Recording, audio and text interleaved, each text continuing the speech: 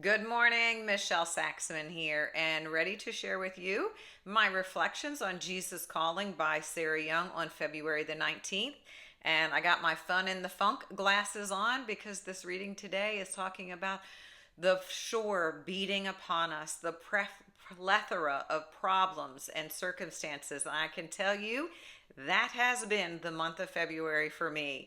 Started out, Dad was in the hospital on the 1st of February, and on the 2nd of February, the publisher of Jesus Calling contacts me and essentially says that you need to change the platform. You can't read from the book anymore, or legal charges. All videos must be come down. And you guys, I went right into that place of, I guess, being incredibly human, and I can chuckle about that, but being kind of bitter and angry and like, are you serious, God? I thought that I was doing this for you. Is this not what you want? And then having to take down every single video one by one, and all the energy and the effort and the years and the work and the growth and whatever. I got kind of caught up in the negativity of that. Had to come home from that to go to oral surgery, which I'm doing fairly well with. It was a gum graft, so taking gum tissue off the roof of my mouth and sewing it into the bottom. So it's not a great journey, but a journey that it is. And I have to say, there were times I thought, my gosh, can the waves just stop coming and coming and coming? But I was really looking forward to this time of solitude when with this surgery, I had to be still. There were like days, no exercising, no going for walks, no upstairs doing laundry, none of that. Be still. And then several days not even speaking, and allowing God to speak into me, for me to lean into Him. What is it you want from me?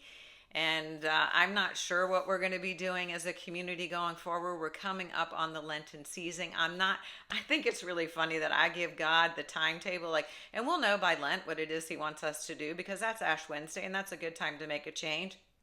And yet I always talk about putting on the yoke and walking at His pace. And yet I'm like, okay, God, now's a good time.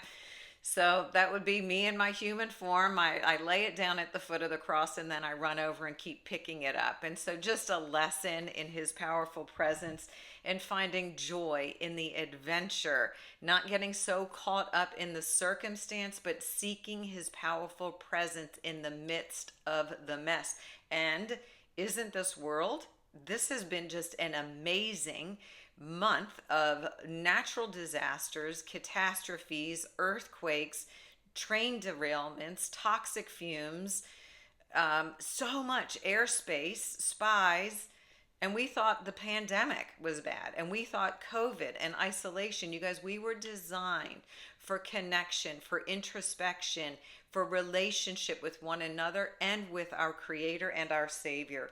On to the readings of today. The first one is Exodus chapter 3, verse 14. God said to Moses, I am who I am. This is what you are to say to the Israelites. I am has sent me to you.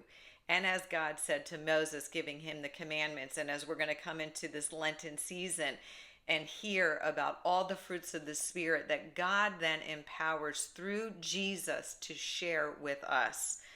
So I am is the one who sent me, the Alpha, the Omega, the beginning, the middle, the end, evermore, ever.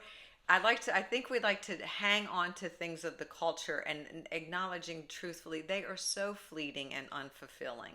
Whatever it is that we can experience through the five senses is going to evaporate in time.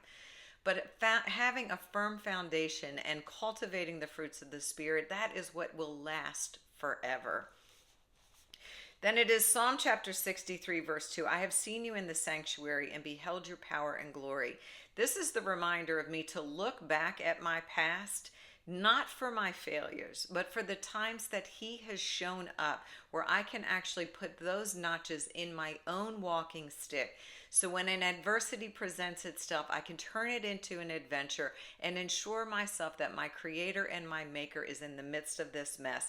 Behold all your power and your glory. The final reading is Habakkuk chapter 3, verses 17 through 19. Though the fig tree does not bud and there are no grapes on the vines, though the olive crop fails and the fields produce no food, though there are no sheep in the pen and no cattle in the stalls, yet I will rejoice in the Lord. I will be joyful in God my Savior. The sovereign Lord is my strength. He makes my feet like the feet of a deer and enables me to go on to the heights. You guys, if we're going to rely on the things of the culture, we're going to rely on, I'll say, the fruits of the fig tree, the grapes, the olives, the food, the produce of the field. We can rely on those things, but they are going to be fleeting. And I know from a human form, a tremendous amount of nourishment and nutrition comes from the food that we eat. But even when all of that is taken away, and I think of Jesus saying to Mary and Martha, and he was like, Martha, Martha, you're busy working around the house, getting things ready. You're missing what is really important, and that is cultivating a relationship with me. I will rejoice in the Lord, and I will be joyful. He will make our path straight. Even when it gets like the cliffs seem incredibly narrow and stiff, He has a plan for us. So when you're feeling weighed down, that's when I grab my funky glasses, so I remind myself not to get too caught up. My identity is not in my circumstances. This too shall pass. So y'all have a super blessed day. Let's cultivate the fruits of the Spirit. So we might not have olive branches or grapes on the vine, but we do have the peace, joy, love, patience, faithfulness. So y'all have a super blessed day. Stay connected to the vine, and I will talk to you soon. Bye-bye.